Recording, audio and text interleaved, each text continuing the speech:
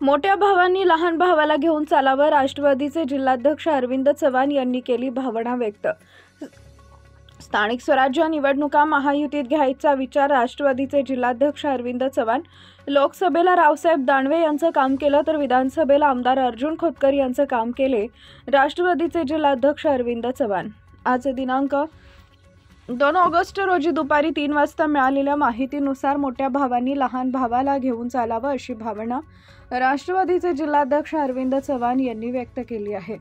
स्थानिक स्वराज्य निवडणुका महायुतीत घ्यायचा विचार असल्याचं चव्हाण म्हणाले।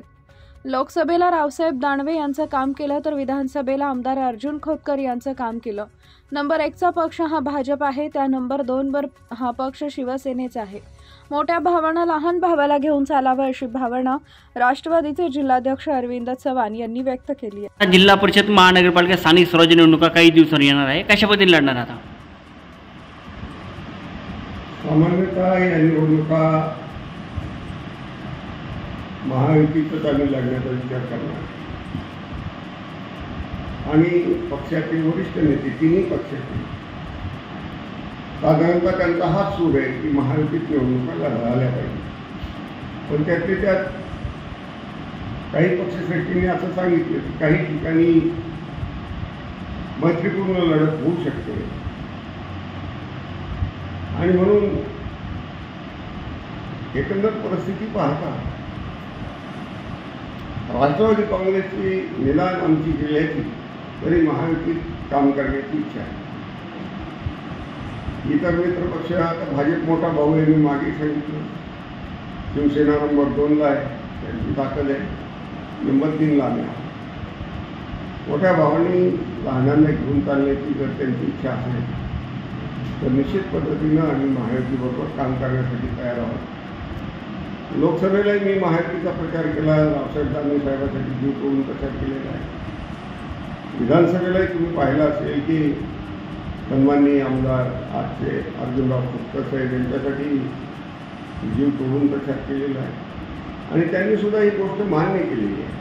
त्यामुळं मला नाही वाटत की काही फार अडचणी आहे की यावर भाजपने जर 100% धोरण राबवण्याचं ठरवलं असेल तर मग मात्र राष्ट्रवादीचा नाईलाजाने वेगळा विचार करावा। आमची इच्छा नाही वेगळं लढण्याची, पण आम्ही जे ऐकतोय सातत्यानं की आम्ही 100% मध्ये लढणार, 100% मध्ये लढणार, तेव्हा माझी नम्रतेची विनंती राहील मोठ्या भावाला की सगळ्यांना घेऊन चाला। आम्ही तुमच्या वेळेस तुमच्याबरोबर कामाला आलेलो आहोत, आमच्या वेळेस आमच्याबरोबर राहा। आता ही निवडणूक कार्यकर्त्याची निवडणूक आहे, याच्यामुळे याला महत्त्व द्या आणि निश्चित पद्धतीनं जिल्ह्यात जे अतिशय चांगलं वातावरण आहे एकमेकांचे काम करण्याचं, खेळ मिळायचं, त्याला कुठे कालबोट लागू देऊ नका अशी मी सर्व नेतृत्वाला आवाहन करतो आणि थांबतो। महायुती झाली तर किती जागाची मागणी तुम्ही करणार महापालिकेला?